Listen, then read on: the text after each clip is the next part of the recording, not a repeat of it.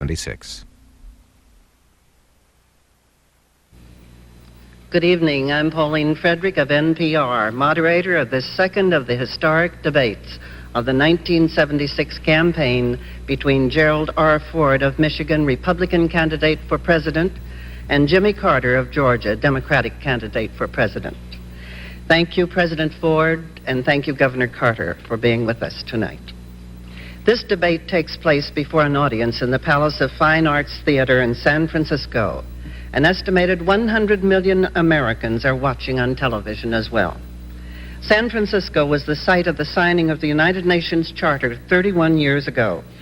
Thus, it is an appropriate place to hold this debate, the subject of which is foreign and defense issues. The questioners tonight are Max Frankel, Associate Editor of the New York Times, Henry L. Truitt, Diplomatic Correspondent of the Baltimore Sun, and Richard Valeriani, Diplomatic Correspondent of NBC News. The ground rules tonight are basically the same as they were for the first debate 2 weeks ago. The questions will be alternated between candidates. By the toss of a coin, Governor Carter will take the first question. Each question sequence will be as follows. The question will be asked, and the candidate will have up to 3 minutes to answer. His opponent will have up to 2 minutes to respond. And prior to the response, the questioner may ask a follow-up question to clarify the candidate's answer when necessary, with up to 2 minutes to reply. Each candidate will have 3 minutes for a closing statement at the end. President Ford and Governor Carter do not have notes or prepared remarks with them this evening, but they may take notes during the debate and refer to them. Mr. Frankel, you have the first question for Governor Carter.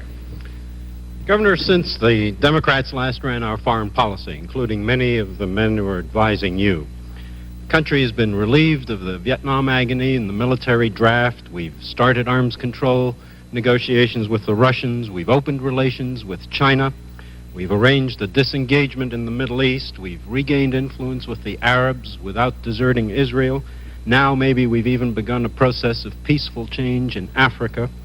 Now, you've objected in this campaign to the style with which much of this was done, and you've mentioned some other things that you think ought to have been done. But do you really have a quarrel with this Republican record? Would you not have done any of those things? Well, I think this Republican administration has been almost all style and spectacular and not substance. We've got a chance tonight to talk about, first of all, leadership, the character of our country, and a vision of the future. In every one of these instances, the Ford administration has failed, and I hope tonight that I and Mr. Ford will have a chance to discuss the reason for those failures. Our country is not strong anymore. We're not respected anymore. We can only be strong overseas if we're strong at home. And when I become president, we'll not only be strong in those areas, but also in defense. A defense capability second to none. We've lost in our foreign policy the character of the American people. We've ignored or excluded the American people and the Congress from participation in the shaping of our foreign policy. It's been one of secrecy and exclusion. In addition to that, we've had a chance to become now, contrary to our long-standing beliefs and principles, the arms merchant of the whole world. We've tried to buy success from our enemies, and at the same time we've excluded from the process the normal friendship of our allies. In addition to that, we've become fearful to compete with the Soviet Union on an equal basis. We talk about détente. The Soviet Union knows what they want in détente, and they've been getting it. We have not known what we've wanted, and we've been out-traded in almost every instance. The other point I want to make is about our defense. We've got to be a nation blessed with a defense capability that's efficient, tough, capable, well-organized, narrowly focused, fighting capability. The ability to fight if necessary is the best way to avoid the chance for or the requirement to fight. And the last point I want to make is this.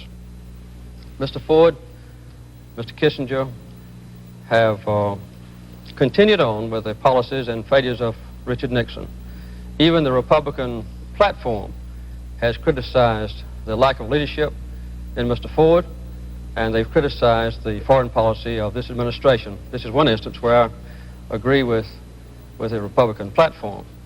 I might say this in closing, and that is that as far as foreign policy goes, Mr. Kissinger has been the president of his country. Mr. Ford has shown an absence of leadership and an absence of a grasp of what this country is and what it ought to be. That's got to be changed, and that is one of the major issues in this campaign of 1976. President Ford, would you like to respond? Governor Carter again is talking in broad generalities. Let me take just one question that he raises: the military strength and capability of the United States. Governor Carter in November of 1975 indicated that he wanted to cut the defense budget by $15 billion. A few months later, he said he wanted to cut the defense budget by $8 or $9 billion. And more recently, he talks about cutting the defense budget by $5 to $7 billion. There is no way you can be strong militarily and have those kind of reductions in our military appropriations. Now let me just tell you a little story. About late October of 1975, I asked the then Secretary of Defense, Mr. Schlesinger, to tell me what had to be done if we were going to reduce the defense budget by $3 to $5 billion. A few days later, Mr. Schlesinger came back and said, if we cut the defense budget by $3 to $5 billion, we will have to cut military personnel by 250,000, civilian personnel by 100,000, jobs in America by 100,000. We would have to stretch out our aircraft procurement. We would have to reduce our naval construction program. We would have to reduce the research and development for the Army, the Navy, the Air Force, and Marines by 8%. We would have to close 20 military bases in the United States immediately. That's the kind of a defense program that Mr. Carter wants. Let me tell you this straight from the shoulder. You don't negotiate with Mr. Brezhnev from weakness, and the kind of a defense program that Mr. Carter wants will mean a weaker defense and a poor negotiating position. Mr. Truitt, a question for President Ford. Mr. President, my question really is the other side of the coin from Mr. Frankel's. For a generation, the United States has had a foreign policy based on containment of communism. Yet we have lost the first war in Vietnam. We lost a shoving match in Angola.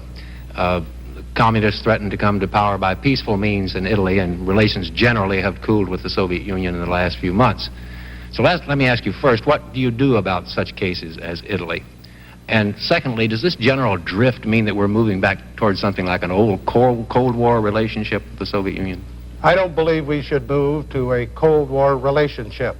I think it's in the best interest of the United States and the world as a whole that the United States negotiate rather than go back to the Cold War relationship with the Soviet Union. I don't look at the picture as bleakly as you have indicated in your question, Mr. Truitt. I believe that the United States has had many successes in recent years, in recent months, as far as the communist movement is concerned. We have been successful in Portugal, where a year ago it looked like there was a very great possibility that the communists would take over in Portugal. It didn't happen. We have a democracy in Portugal today. A few months ago, or I should say maybe 2 years ago, the Soviet Union looked like they had continued strength in the Middle East. Today, according to Prime Minister Rabin, the Soviet Union is weaker in the Middle East than they have been in many, many years. The facts are, the Soviet Union relationship with Egypt is at a low level. The Soviet Union relationship with Syria is at a very low point. The United States today, according to Prime Minister Rabin of Israel, is at a peak in its influence and power in the Middle East. But let's turn for a minute to the Southern African operations that are now going on. The United States of America took the initiative in Southern Africa.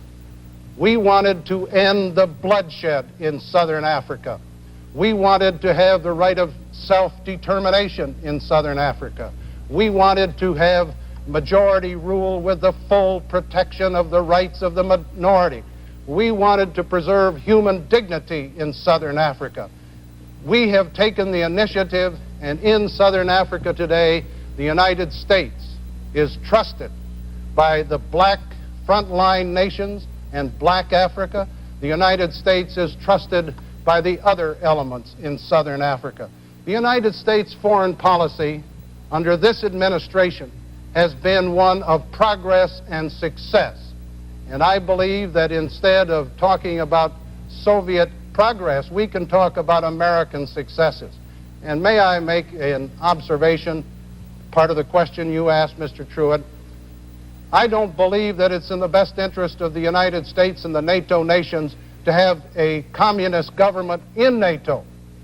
Mr. Carter has indicated he would look with sympathy to a communist government in NATO. I think that would destroy the integrity and the strength of NATO, and I am totally opposed to it. Well, Mr. Ford, unfortunately, has just made a statement that's not true.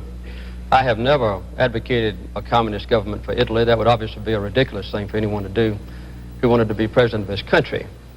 I think that this is an instance of deliberate distortion, and this has occurred also in the question about defense.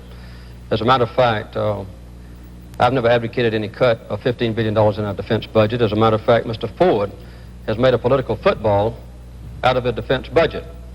About a year ago, he cut the Pentagon budget $6.8 billion. After he fired James Schlesinger, the political heat got so great that he added back about $3 billion.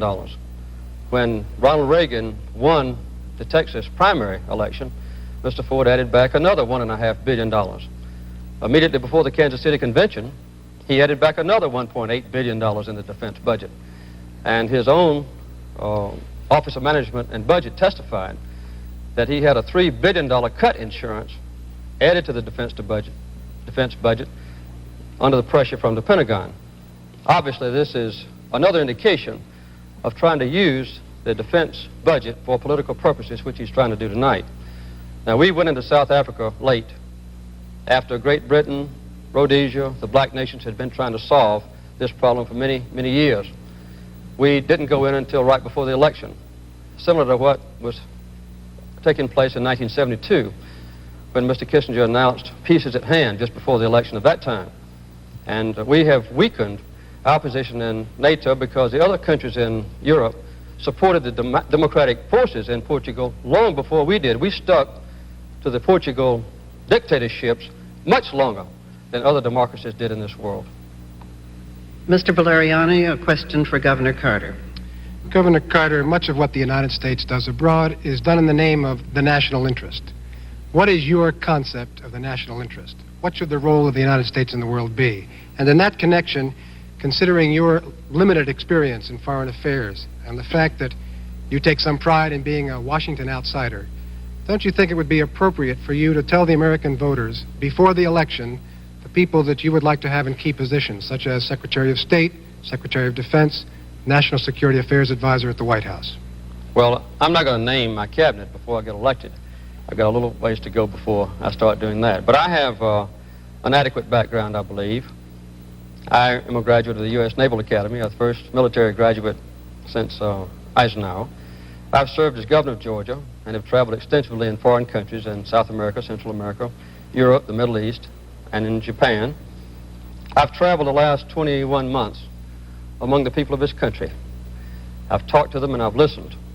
And I've seen it firsthand in a very vivid way, the deep hurt that's come to this country in the aftermath of Vietnam and Cambodia and Chile and Pakistan and Angola and Watergate, CIA revelations.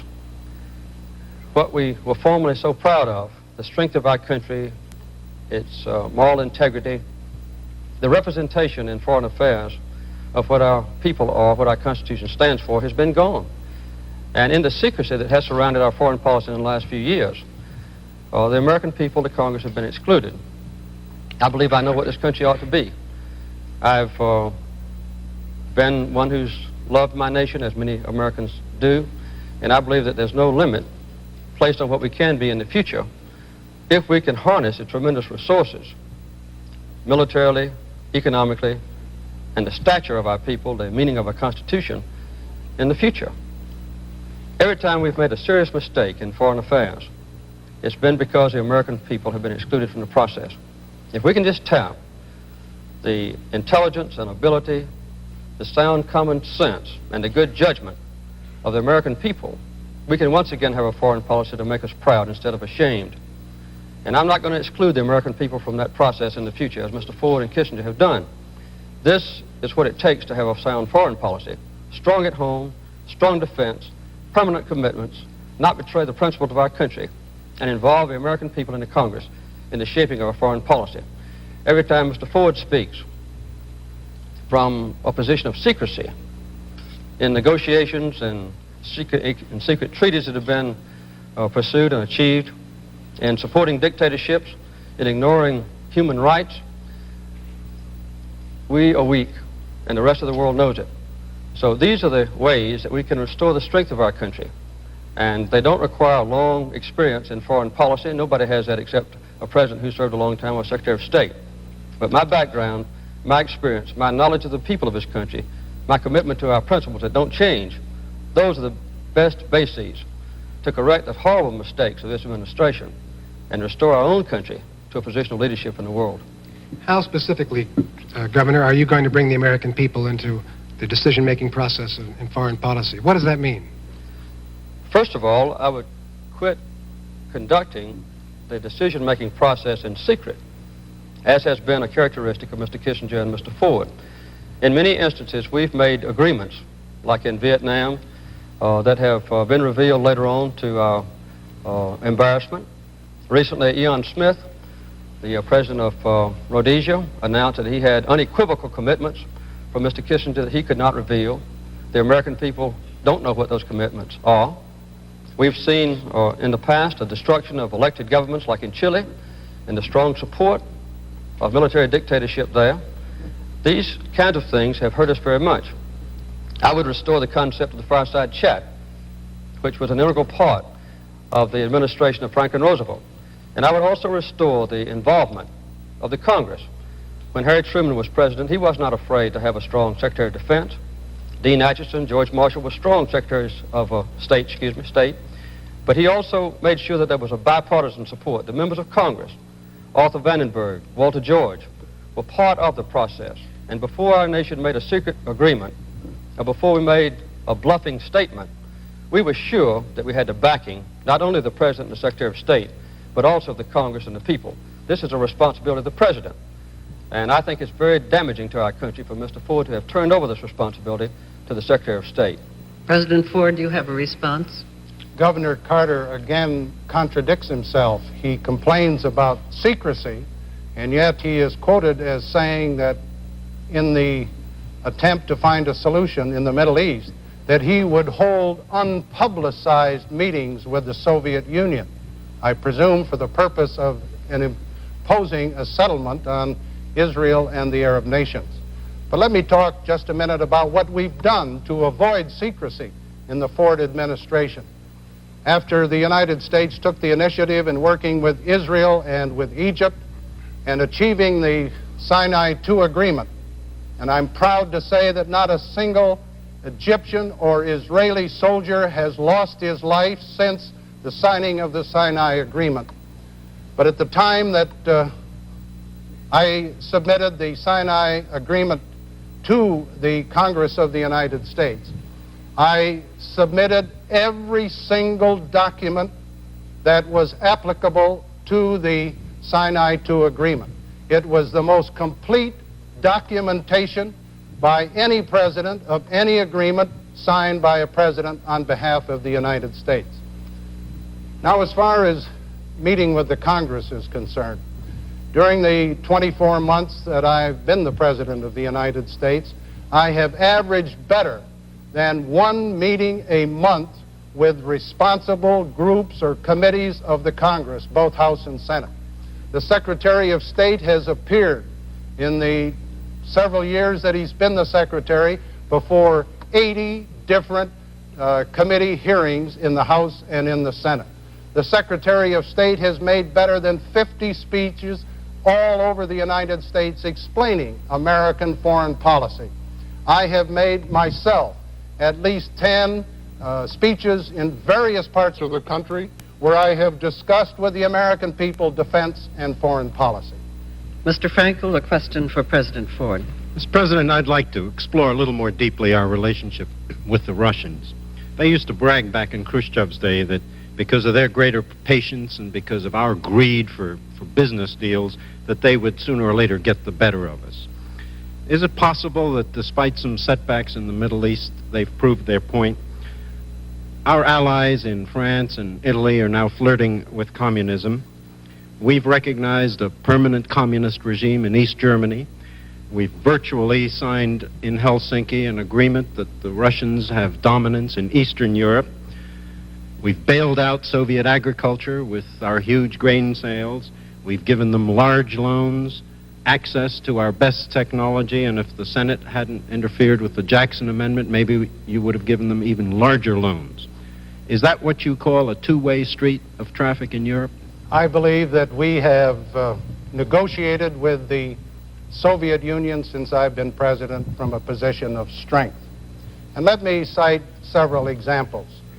Shortly after I became president, in December of 1974, I met with General Secretary Brezhnev in Vladivostok, and we agreed to a mutual cap on the ballistic missile launchers at a ceiling of 2,400, which means that the Soviet Union, if that becomes a permanent agreement, will have to make a reduction in their launchers that they now have or plan to have. I negotiated at Vladivostok with Mr. Brezhnev a limitation on the MIRVing of their ballistic missiles at a figure of 1320, which is the first time that any president has achieved a cap either on launchers or on MIRVs. It seems to me that we can go from there to the grain sales. The grain sales have been a benefit to American agriculture. We have achieved a 5 3/4 year sale of a minimum of 6 million metric tons, which means that they have already bought about 4 million metric tons this year and are bound to buy another 2 million metric tons to take the grain and corn and wheat that the American farmers have produced in order to have full production. And these grain sales to the Soviet Union have helped us tremendously in meeting the costs of the additional oil and the oil that we have bought from overseas. If we turn to Helsinki, I'm glad you raised it, Mr. Franco. In the case of Helsinki, 35 nations signed an agreement, including the Secretary of State for the Vatican. I can't under any circumstances believe that His Holiness the Pope would agree by signing that agreement that the 35 nations have turned over to the Warsaw Pact nations the domination of Eastern Europe. It just isn't true. And if Mr. Carter alleges that His Holiness, by signing that, has done it, he is totally inaccurate. Now, what has been accomplished by the Helsinki Agreement? Number one, we have an agreement where they notify us and we notify them of any military maneuvers that are to be undertaken. They have done it in both cases where they've done so. There is no Soviet domination of Eastern Europe, and there never will be under a Ford administration. I'm sorry, could I just follow? Did I understand you to say, sir, that the Russians are not using Eastern Europe as their own sphere of influence and occupying most of the countries there and making sure with their troops that it's a communist zone, whereas on our side of the line, the Italians and the French are still flirting with possibility. I don't believe, Mr. Franco, that the Yugoslavians consider themselves dominated by the Soviet Union. I don't believe that the Romanians consider themselves dominated by the Soviet Union. I don't believe that the Poles consider themselves dominated by the Soviet Union. Each of those countries is independent, autonomous. It has its own territorial integrity. And the United States does not concede that those countries are under the domination of the Soviet Union. As a matter of fact, I visited Poland, Yugoslavia, and Romania to make certain that the people of those countries understood that the President of the United States and the people of the United States are dedicated to their independence, their autonomy, and their freedom. Governor Carter, have your response. Well, in the first place, I'm not criticizing His Holiness the Pope. I was talking about Mr. Ford. The fact is that secrecy has surrounded the decisions made by the Ford administration.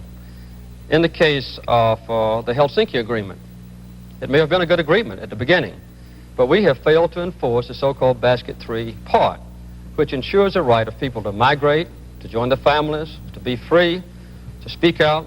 The Soviet Union is still jamming Radio Free Europe. Radio Free Europe is being jammed. We've also seen a very serious problem with the so-called Sonnenfeld document, which apparently Mr. Ford has just endorsed, which said that there's an organic linkage between the Eastern European countries and the Soviet Union.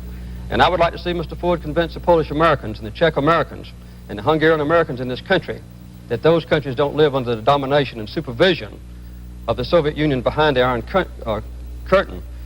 We also have seen Mr. Ford exclude himself from access to the public. He hasn't had a tough cross-examination type press conference in over 30 days. One press conference he had without sound. He's also shown a weakness in yielding to pressure.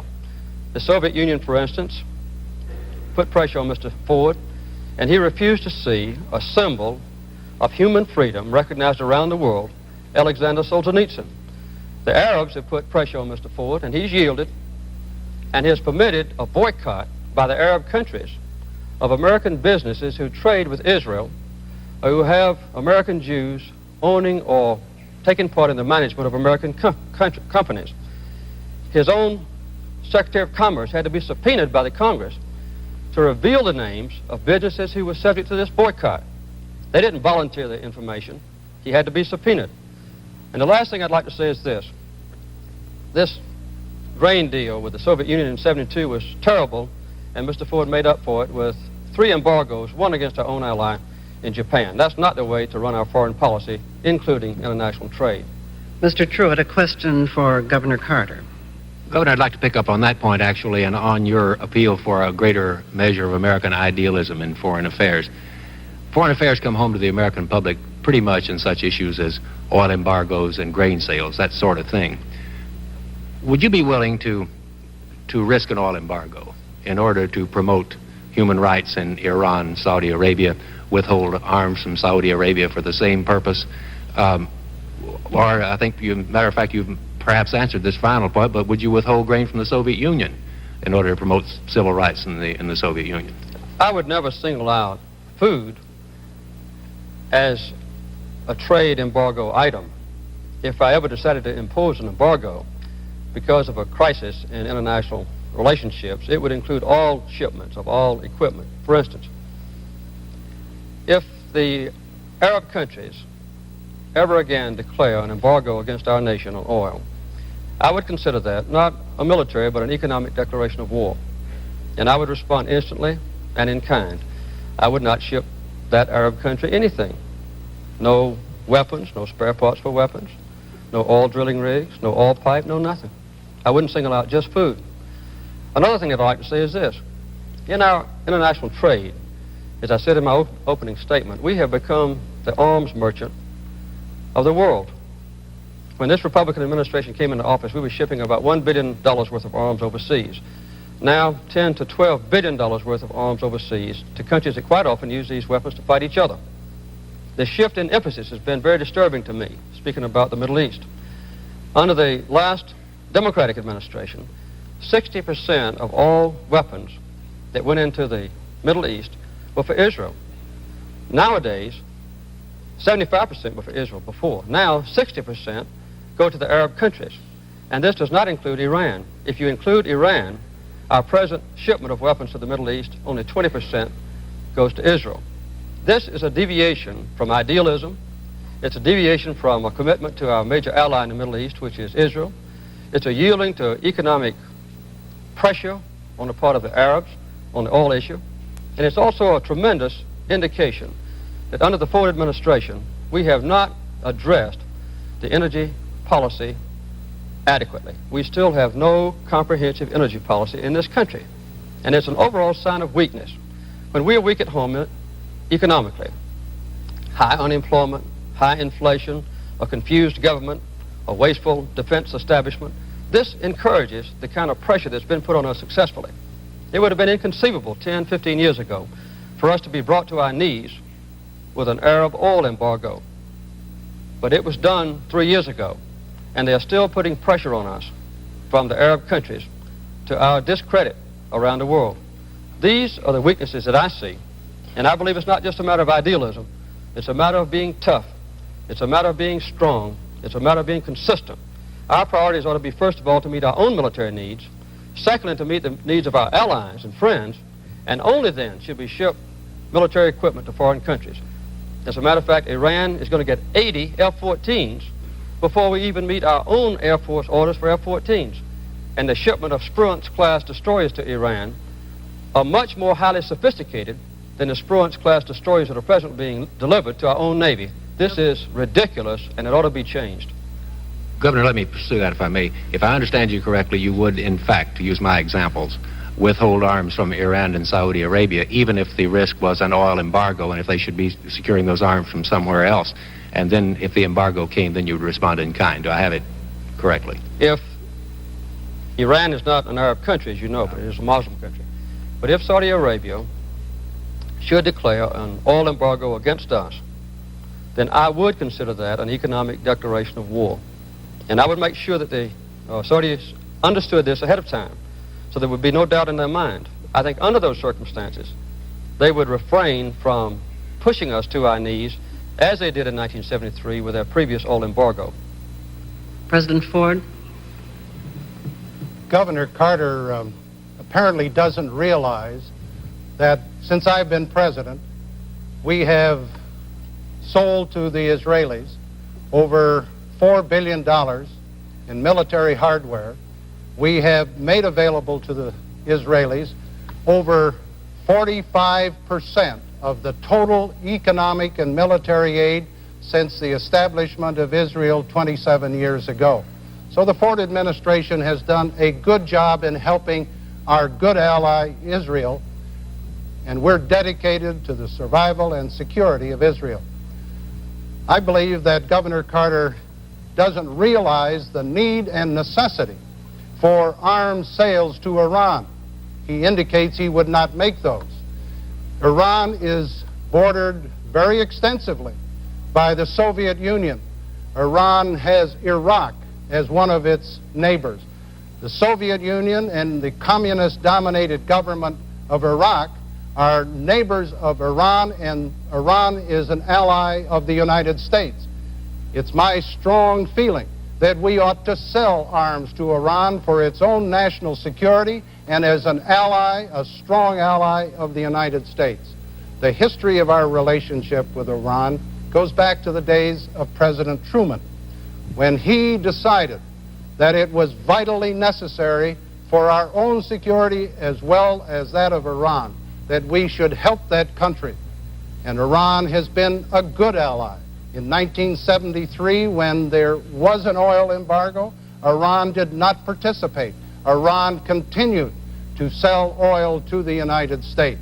I believe that it's in our interest and in the interest of Israel and Iran and Saudi Arabia for the United States to sell arms to those countries. It's for their security as well as ours. Mr. Valeriani, a question for President Ford. Mr. President, the policy of your administration is to normalize relations with mainland China. Now, that means establishing at some point full diplomatic relations and obviously doing something about the Mutual Defense Treaty with Taiwan. If you are elected, will you move to establish full diplomatic relations with Peking, and will you abrogate the Mutual Defense Treaty with Taiwan? And as a corollary, would you provide mainland China with military equipment if the Chinese were to ask for it? Our relationship with the People's Republic of China is based upon the Shanghai Communique of 1972. And that communique calls for the normalization of relations between the United States and the People's Republic. It doesn't set a time schedule. It doesn't make a determination as to how that relationship should be achieved in relationship to our current diplomatic recognition and obligations to the Taiwanese government. The Shanghai Communique does say that the differences between the People's Republic on the one hand and Taiwan on the other shall be settled by peaceful means. The net result is this administration, and during my time as the president for the next 4 years, we will continue to move for normalization of relations in the traditional sense, and we will insist that the disputes between Taiwan and the People's Republic be settled peacefully as was agreed in the Shanghai Communique of 1972. The Ford administration will not let down, will not eliminate or forget our obligation to the people of Taiwan. We feel that there must be a continued obligation to the people, the some 19 or 20 million people in Taiwan. And as we move during the next 4 years, those will be the policies of this administration. And, sir, the military equipment for the mainland Chinese? There is no policy of this government to give to the People's Republic or to sell to the People's Republic of China military equipment. I do not believe that we, the United States, should sell, give, or otherwise transfer military hardware to the People's Republic of China or any other communist nation such as the Soviet Union and the like. Governor Carter? Well, I'd like to go back just one moment to the previous question where Mr. Ford, I think, confused the issue by trying to say that we are shipping Israel 40% of our aid. As a matter of fact, during this current year, we are shipping Iran, have contracted to ship to Iran about $7.5 billion worth of arms, and also to Saudi Arabia about $7.5 billion worth of arms. Also in 1975, we almost brought Israel to their knees after the Yom Kippur War by the so-called reassessment of our relationship to Israel. We in effect tried to make Israel the scapegoat for the problems in the Middle East, and this weakened our relationships with Israel a great deal and put a cloud on the total commitment that our people feel toward the Israelis. There ought to be a clear, unequivocal commitment without change to Israel. In the Far East, I think we need to continue to be strong, and I would certainly pursue the normalization of relationships with the People's Republic of China. We opened up a great opportunity in 1972, which has pretty well been frittered away under Mr. Ford. That ought to be a constant inclination toward friendship. But I would never let that friendship with the People's Republic of China stand in the way of the preservation of the independence and freedom of the people on Taiwan. Mr. Frankel, a question for Governor Carter. Governor, we always seem in our elections, and maybe in between too, to argue about who can be tougher in the world. Give or take a few $billion, give or take one weapon systems, our leading politicians, and I think you two gentlemen, seem to settle roughly on the same strategy in the world at roughly the same Pentagon budget cost. How bad do things have to get in our own economy? Or how much backwardness and hunger would it take in the world to persuade you that our national security and our survival required very drastic cutbacks in arms spending and dramatic new efforts in other directions? Well, always in the past, we've had an ability to have a strong defense and also to have a strong domestic economy, and also to be strong in our reputation and influence within the community of nations. These characteristics of our country have been endangered under Mr. Ford. We are no longer respected. In a showdown vote in the United Nations or in any other international council, we're lucky to get 20% of the other nations to vote with us. Our allies feel that we've neglected them. The so-called Nixon shocks against Japan have weakened our relationships there. Under this administration, we've also had an inclination to keep separate the European countries, thinking that if they are separate, then we can dominate them and proceed with our secret, Lone Ranger type diplomatic efforts. I would also like to point out that we in this country have let our economy go down the drain. The worst inflation since the Great Depression, the highest unemployment of any developed nation of the world. We have a higher unemployment rate in this country than Great Britain, than West Germany.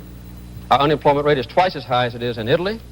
It's 3 or 4 times as high as it is in Japan. And that terrible circumstance in this country is exported overseas. We comprise about 30% of the world's economic, trade, power, influence. And when we're weak at home, weaker than all our allies, that weakness weakens the whole free world. So strong economy is very important. Another thing that we need to do is to reestablish the good relationships that we ought to have between the United States and our natural allies and friends. They have felt neglected. And using that base of strength, and using the idealism, the honesty, the predictability, the commitment, the integrity of our own country, that's where our strength lies. And that would permit us to deal with the developing nations in a position of strength. Under this administration, we've had a continuation of the so-called balance of power politics, where everything is looked on as a struggle between us on the one side, the Soviet Union on the other. Our allies, the smaller countries, get trampled in the rush. What we need is to try to seek individualized bilateral relationships with countries, regardless of their size, and to establish world order politics, which means that we want to preserve peace through strength. We also want to revert back to the stature and the respect that our country had in previous administrations.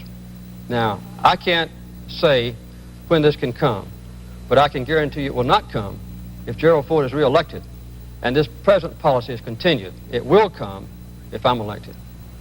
If I hear you right, sir, you're saying guns and butter both, but President Johnson also had trouble keeping up both Vietnam and his domestic programs.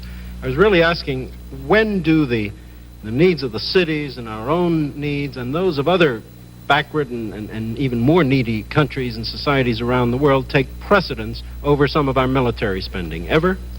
Well, let me say very quickly that under President Johnson, in spite of the massive investment in the Vietnam War, he turned over a balanced budget to Mr. Nixon. The unemployment rate was less than 4%. The inflation rate under Kennedy and Johnson was about 2%, 1/3 what it is under this administration. So we did have at that time, with good management, the ability to do both. I don't think anybody can say that Johnson and Kennedy neglected the poor and the destitute people in this country or around the world. But I can say this, the number one responsibility of any president, above all else, is to guarantee the security of our nation, an ability to be free of the threat of attack or blackmail, and to carry out our obligations to our allies and friends, and to carry out a legitimate foreign policy. They must go hand in hand, but the security of this nation has got to come first.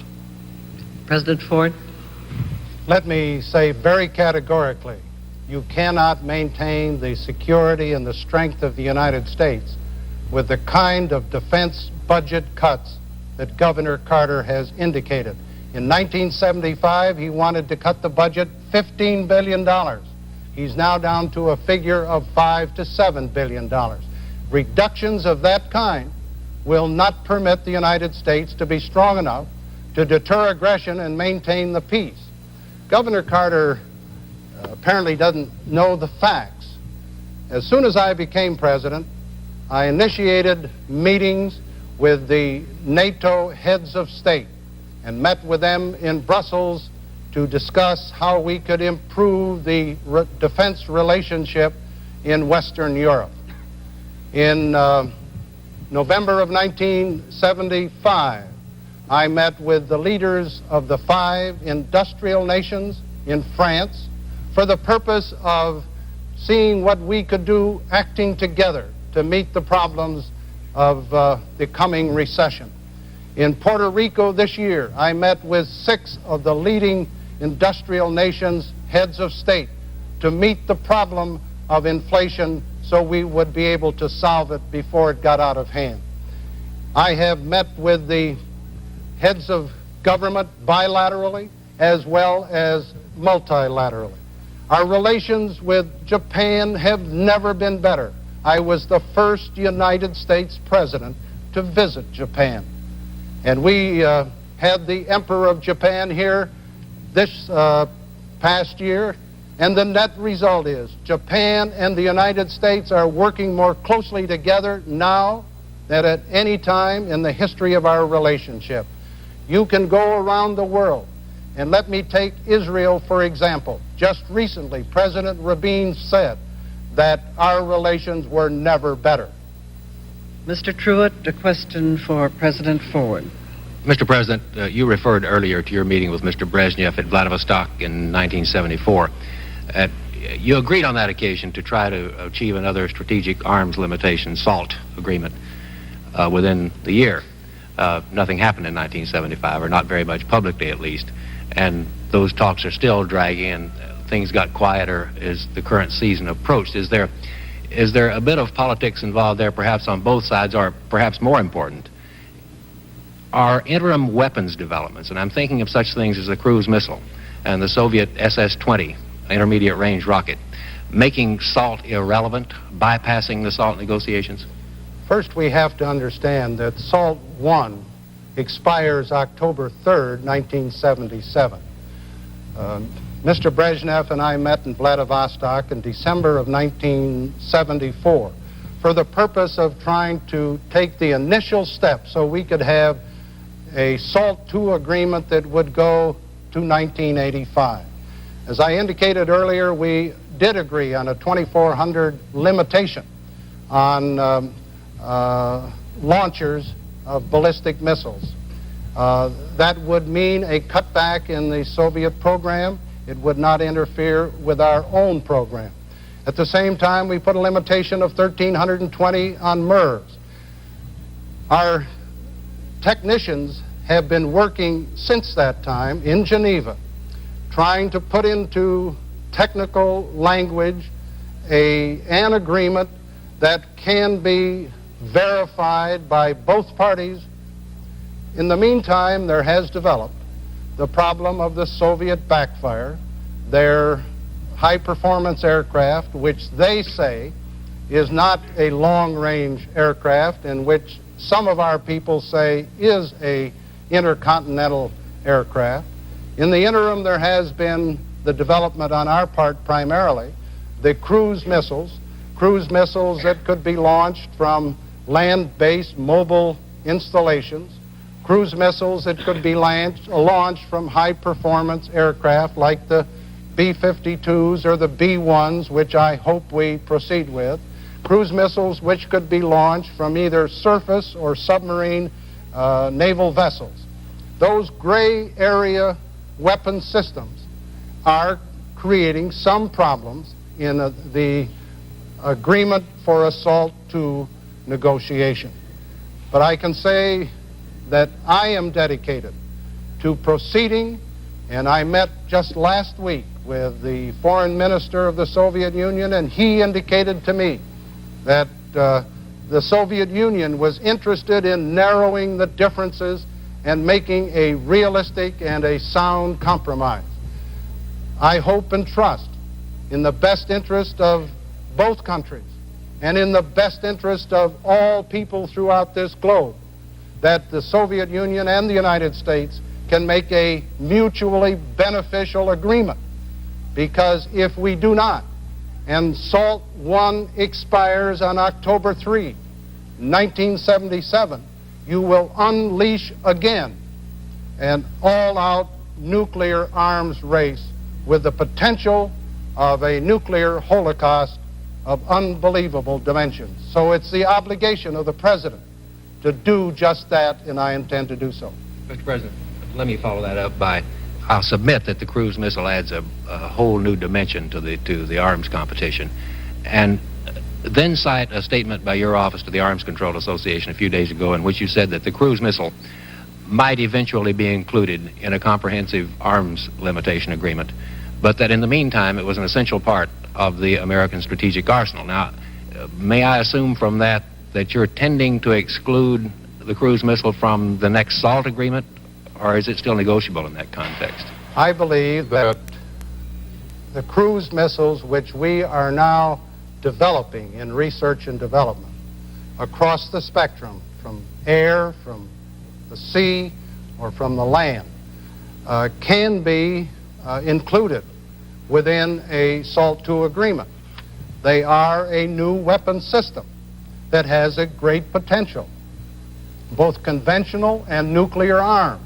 At the same time, we have to make certain that the Soviet Union's backfire, which they claim is not an intercontinental aircraft, and which some of our people contend is, must also be included if we are to get the kind of an agreement which is in the best interest of both countries. I really believe that it's far better for us and for the Soviet Union, and more importantly for the people around the world, that these two superpowers find an answer for a SALT II agreement before October 3, 1977.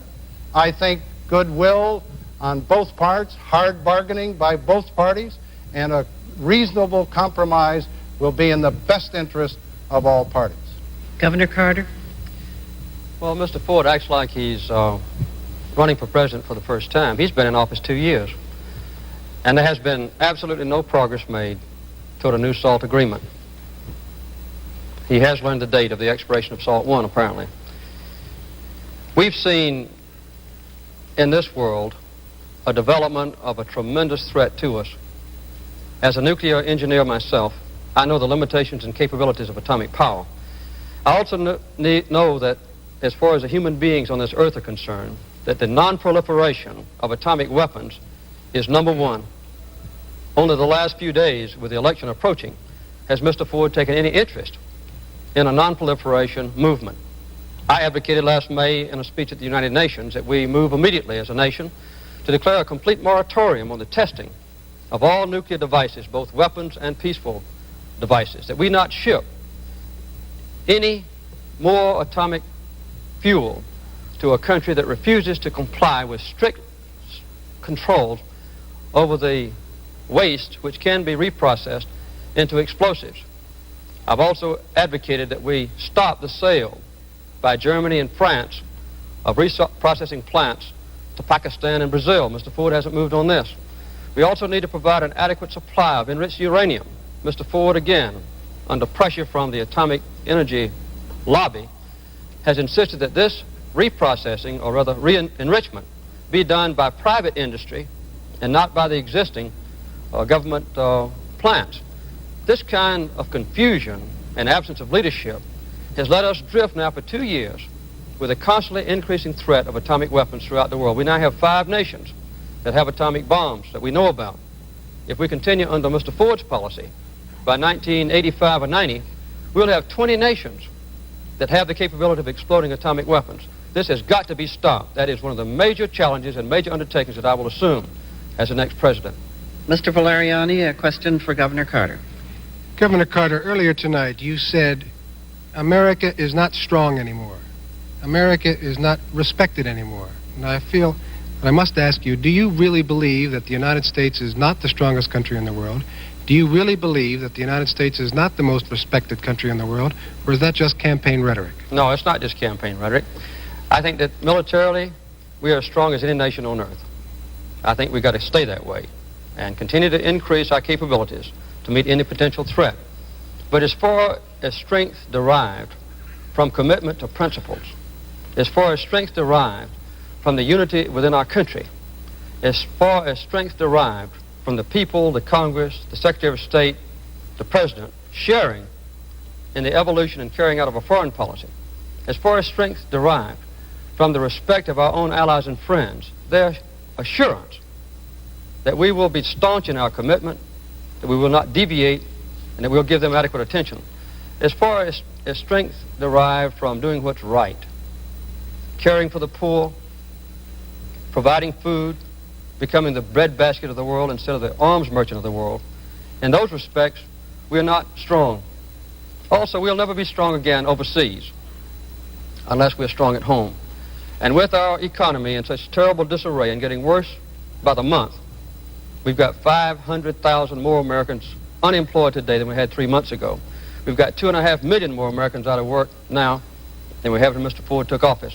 This kind of deterioration in our economic strength is bound to weaken us around the world. And we not only have problems at home, but we export those problems overseas.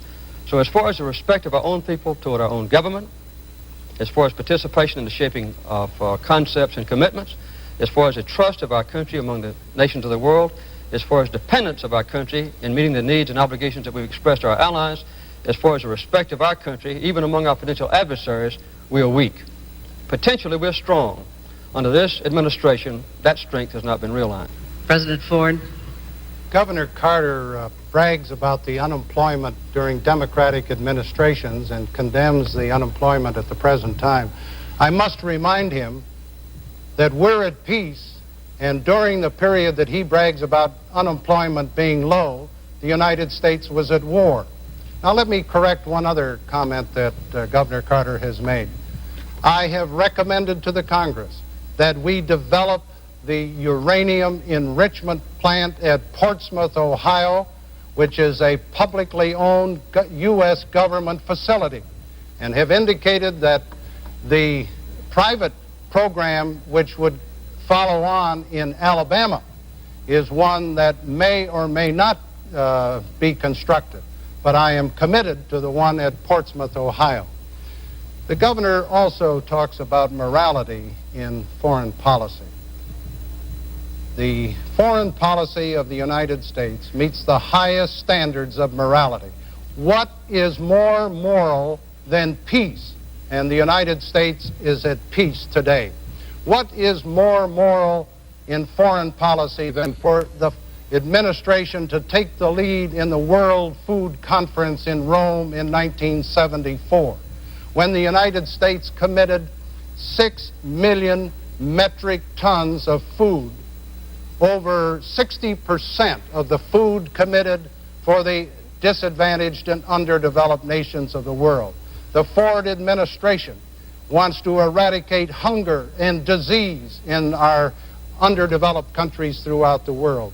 What is more moral than for the United States under the Ford administration to take the lead in Southern Africa, in the Middle East?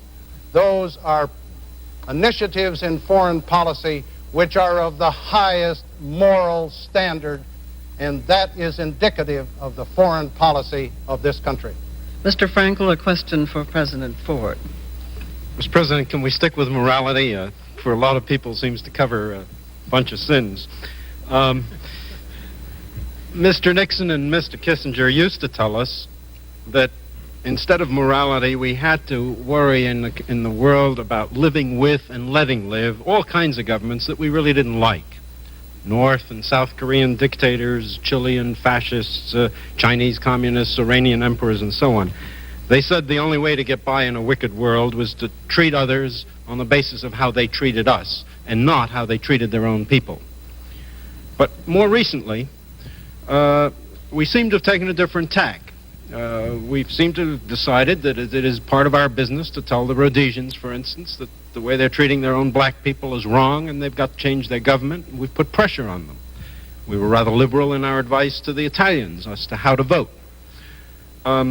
Is this a new foreign policy in the making? Can we expect that you are now going to turn to South Africa and force them to change their government, to intervene in similar ways to end the bloodshed, as you called it, say in Chile or Chilean prisons, and to throw our weight around for the values that we hold dear in the world? I believe that our foreign policy must express the highest standards of morality. And the initiatives that we took in Southern Africa are the best examples of what this administration is doing, and will continue to do in the next 4 years. If the United States had not moved when we did in Southern Africa, there's no doubt there would have been an acceleration of bloodshed in that tragic part of the world. If we had not taken our initiative, it's very, very possible that the government of Rhodesia would have been overrun, and that the Soviet Union and the Cubans would have dominated Southern Africa. So the United States, seeking to preserve the principle of self-determination, to eliminate the possibility of bloodshed, to protect the rights of the minority as we insisted upon the rights of the majority, I believe followed the good conscience of the American people in foreign policy. And I believe that we have used our skill. Secretary of State Kissinger has done a superb job in working with the black African nations, the so-called frontline nations. He has done a superb job in getting the Prime Minister of South Africa, Mr. Forrester, to agree that the time had come for a solution to the problem of Rhodesia. Secretary Kissinger, in his meeting with Prime Minister Smith of Rhodesia, was able to convince him that it was in the best interests of whites as well as blacks in Rhodesia to find an answer for a transitional government and then a majority government. This is a perfect example of the kind of leadership that the United States under this administration has taken. And I can assure you that this administration will follow that high moral principle in our future efforts in foreign policy, including our efforts in the Middle East, where it is vitally important because the Middle East is the crossroads of the world. There have been more disputes, and it's an area where there's more volatility than any other place in the world. But because Arab nations and the Israelis trust the United States, we were able to take the lead in the Sinai II agreement. And I can assure you that the United States will have the leadership role in moving toward a comprehensive settlement of the Middle Eastern problems, I hope and trust, as soon as possible. And we will do it with the highest moral principles. Mr. President, just clarify one point. There are lots of majorities in the world that feel they're being pushed around by minority governments. And are you saying they can now expect to look to us for not just good cheer, but throwing our weight on their side in South Africa or on Taiwan or in Chile to help change their governments as in Rhodesia? I would hope that as we move to one area of the world from another, and the United States must not spread itself too thinly. That was one of the problems that helped to create the circumstances in Vietnam. But as we, as a nation, find that we are asked by the various parties, either one nation against another, or individuals within a nation, that the United States will take the leadership and try to resolve the differences. Let me take South Korea as an example. I have personally told President Park that the United States does not condone the kind of repressive measures that he has taken in that country. But I think in all fairness and equity, we have to recognize the problem that South Korea has. On the north, they have North Korea with 500,000 well-trained, well-equipped troops. They are supported by the People's Republic of China. They are supported by the Soviet Union. South Korea faces a very delicate situation. Now, the United States, in this case, this administration, has recommended a year ago, and we have reiterated it again this year, that the United States, South Korea, North Korea, and the People's Republic of China sit down at a conference table to resolve the problems of the Korean Peninsula. This is a leadership role that the United States under this administration is carrying out. And if we do it, and I think the opportunities and the possibilities are getting better. We will have solved many of the internal domestic problems that exist in South Korea at the present time. Governor Carter? I noticed that Mr. Ford didn't comment on the prisons in Chile. This is a typical example, maybe of many others, where this administration overthrew an elected government and helped to establish a military dictatorship. This has not been an ancient history story. Last year, under Mr. Ford, of all the food for peace that went to South America, 85% went to the military dictatorship in Chile. Another point I want to make is this. He says we have to move from one area of the world to another. That's one of the problems with this administration's so-called shuttle diplomacy. While the Secretary of State's in one country, there are almost 150 others that are wondering what we're going to do next. What will be the next secret agreement? We don't have a comprehensive, understandable foreign policy that deals with world problems or even regional problems. Another thing that concerned me was what Mr. Ford said about unemployment, that insinuating that under Johnson and Kennedy that unemployment could only be held down when this country is at war. Karl Marx said that the free enterprise system in a democracy can only continue to exist when they are at war or preparing for war. Karl Marx was a grandfather of communism. I don't agree with that statement. I hope Mr. Ford doesn't either. He has put pressure on the Congress, and I don't believe Mr. Ford would even deny this, to hold up on non-proliferation legislation until the Congress agreed for an $8 billion program for private industry to start producing enriched uranium. And the last thing I want to make is this. He talks about peace, and I'm thankful for peace. We were peaceful when Mr. Ford went into office. But he and Mr. Kissinger and others tried to start a new Vietnam and Angola. And it was only the outcry of the American people and the Congress when the secret deal was discovered that prevented our renewed involvement in that conflagration which was taking place there. Gentlemen, I'm sorry to say we do not have time enough for two complete sequences of questions. We now have only 12 minutes left. Therefore, I would like to ask for shorter questions and shorter answers.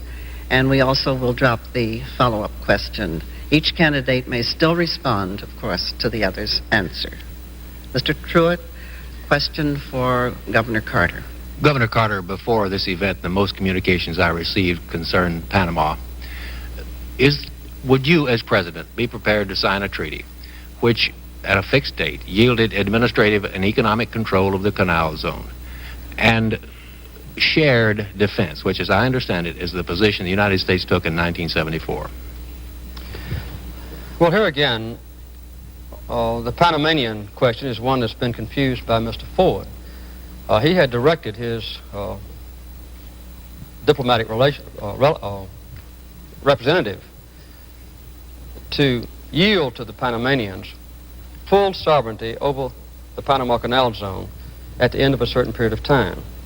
When Mr. Reagan raised this question in Florida, Mr. Ford not only disavowed his instructions, but he also even dropped, parenthetically, the use of the word détente. I would never give up complete control or practical control of the Panama Canal Zone, but I would continue to negotiate with the Panamanians.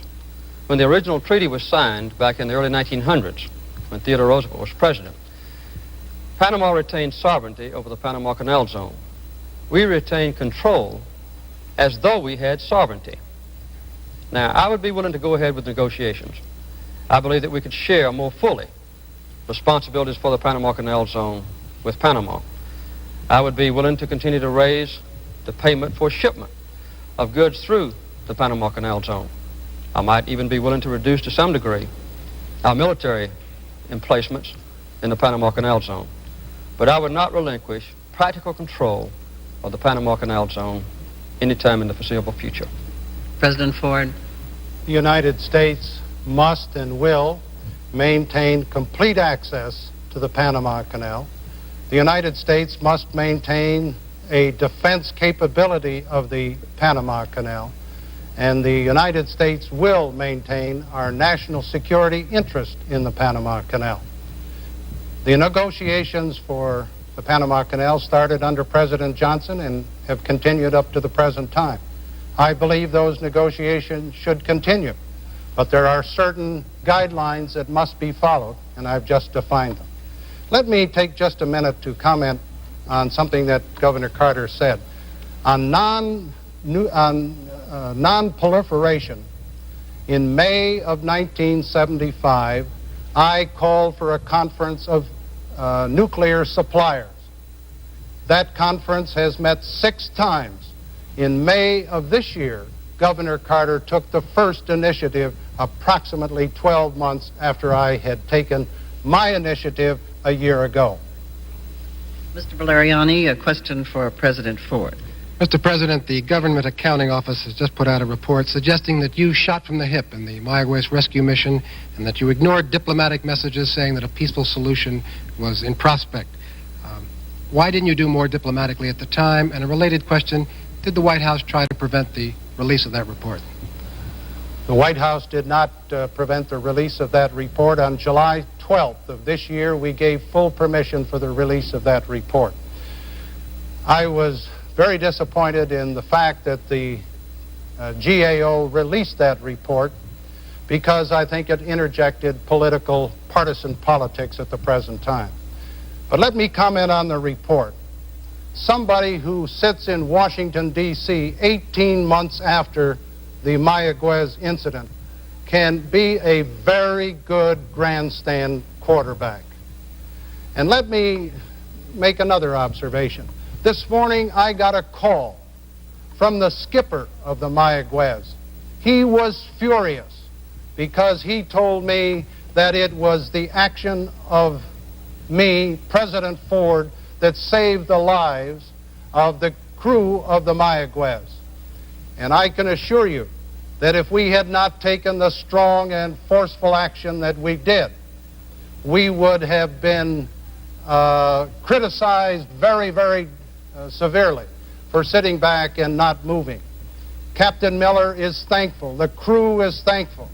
We did the right thing. It seems to me that those who sit in Washington 18 months after the incident are not the best judges of the decision-making process that had to be made by the National Security Council and by myself at the time the incident was developing in the Pacific. Let me assure you that we made every possible overture to the People's Republic of China and through them to the Cambodian government. We made diplomatic protests to the Cambodian government through the United Nations. Every possible diplomatic means was utilized. But at the same time, I had a responsibility, and so did the National Security Council, to meet the problem at hand. And we handled it responsibly, and I think Captain Miller's testimony to that effect is the best evidence. Governor Carter. Well, I'm reluctant to comment on the recent report. I haven't read it. I think the American people have only one requirement, that the facts about Mayaguez be given to them accurately and completely. Mr. Ford has been there for 18 months. He had the facts that were released today, immediately after the Mayaguez incident. I understand that the report today is accurate. Mr. Ford has said, I believe, that it was accurate, and that the White House made no attempt to block the issuing of that report. I don't know if that's exactly accurate or not. I understand that both the Department of State and the Defense Department have approved the accuracy of today's report, or yesterday's report, and also the National Security Agency.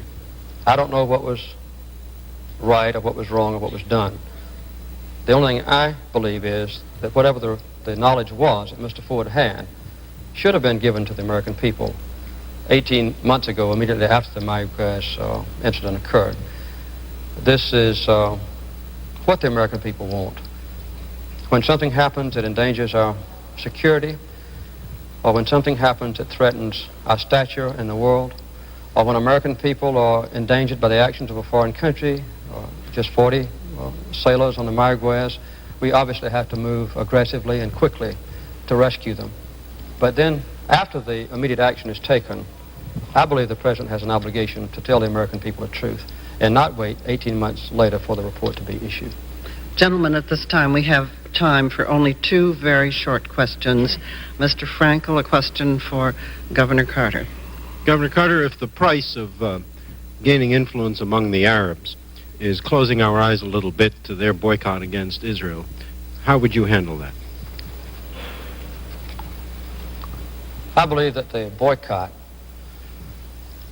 of American businesses by the Arab countries, because those businesses trade with Israel, or because they have American Jews who are owners or directors in the company, is an absolute disgrace.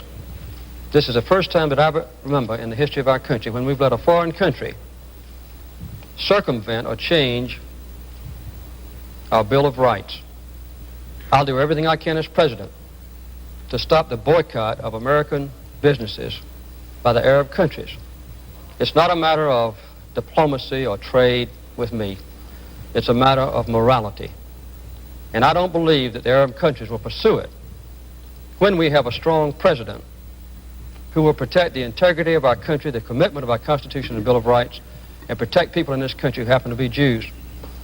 It may later be Catholics, it may later be Baptists who are threatened by some foreign country.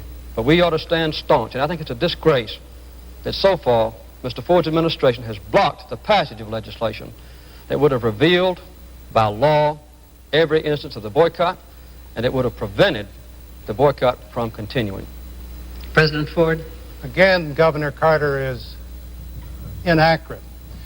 The Arab boycott action was first taken in 1952, and in November of 1975, I was the first president to order the executive branch to take action, affirmative action, through the Department of Commerce and other cabinet departments to make certain that no American businessman or business organization should discriminate against Jews because of an Arab boycott.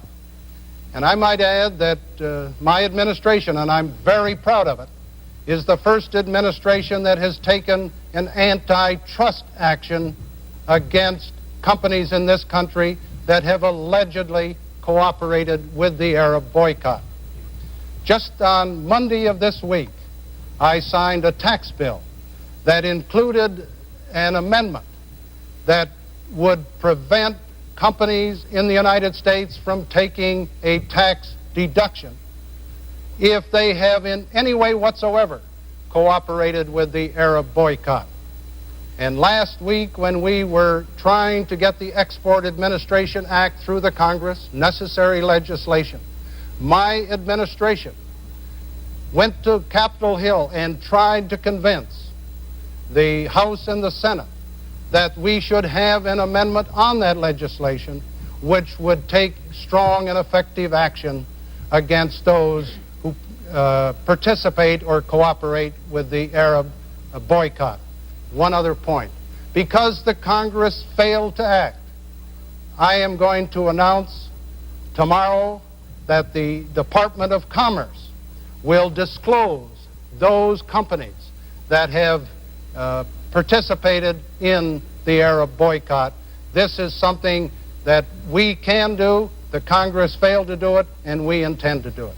Mr. Truitt, a very brief question for President Ford. Mr. President, if you get the accounting of missing in action you want from North Vietnam, or from Vietnam, I'm sorry, now, would you then be prepared to reopen negotiations for restoration of relations with that country? Let me restate our policy. As long as Vietnam, North Vietnam, does not give us a full and complete accounting of our missing in action, I will never go along with the admission of Vietnam to the United Nations. If they do give us a bona fide, complete accounting of the 800 MIAs, then I believe that the United States should begin negotiations for the admission of Vietnam to the United Nations, but not until they have given us the full accounting of our MIAs. Governor Carter. One of the most embarrassing failures of the Ford administration, and one that touches specifically on human rights, is his refusal to appoint a presidential commission to go to Vietnam, to go to Laos, to go to Cambodia, and try to trade for the release of information about those who are missing in action in those wars.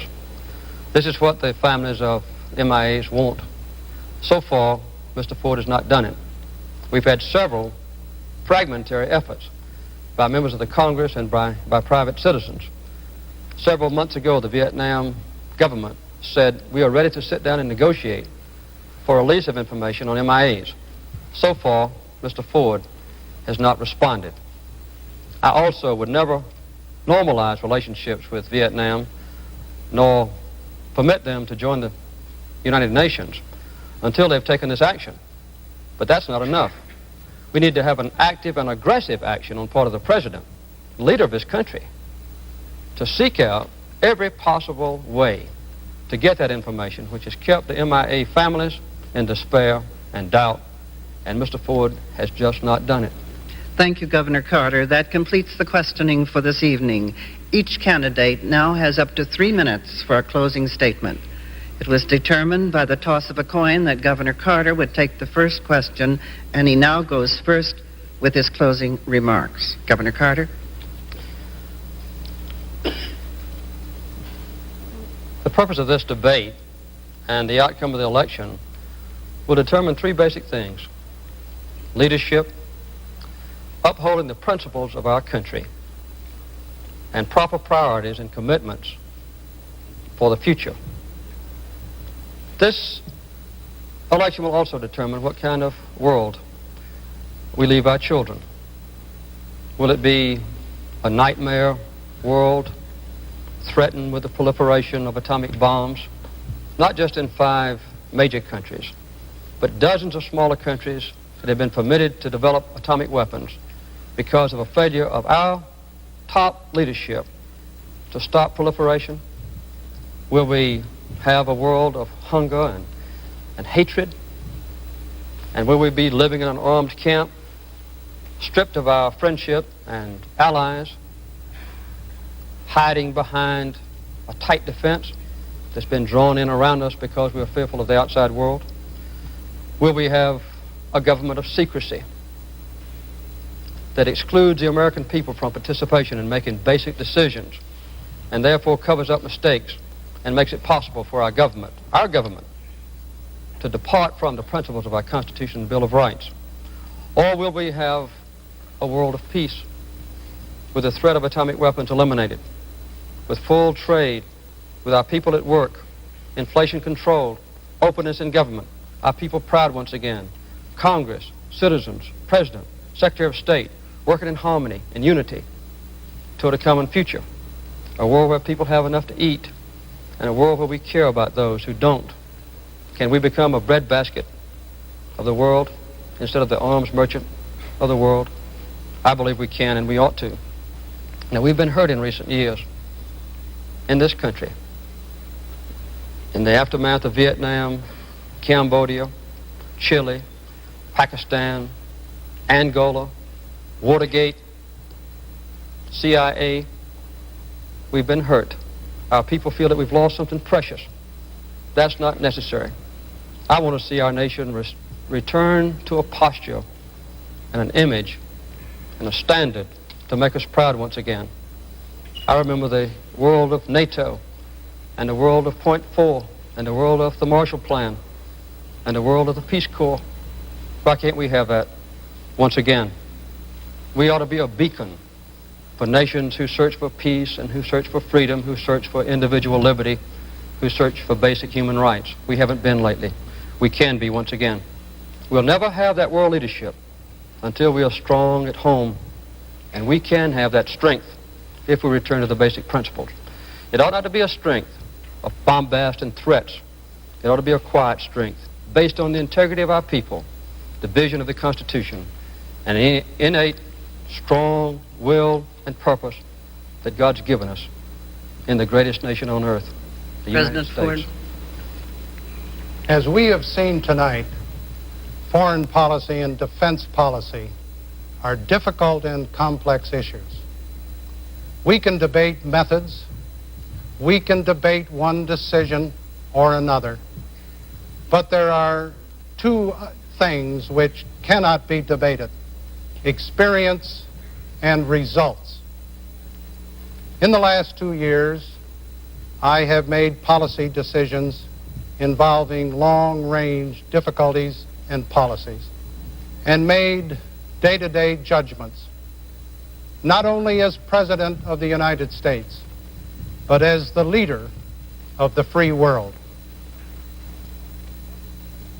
What is the result of that leadership? America is strong. America is free. America is respected. Not a single young American today is fighting or dying on any foreign battlefield. America is at peace with freedom.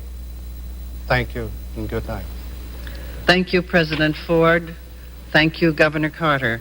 I also want to thank our questioners and the audience here this evening. The third and final debate between President Ford and Governor Carter will take place on October the 22nd at 9:30 p.m. Eastern Daylight Time on the campus of the College of William and Mary in Williamsburg, Virginia. The subject matter will cover all issues. These debates are sponsored by the League of Women Voters Education Fund to help voters become better informed on the issues and to generate greater voter turnout in the November election. Now, from the Palace of Fine Arts Theater in San Francisco, good night.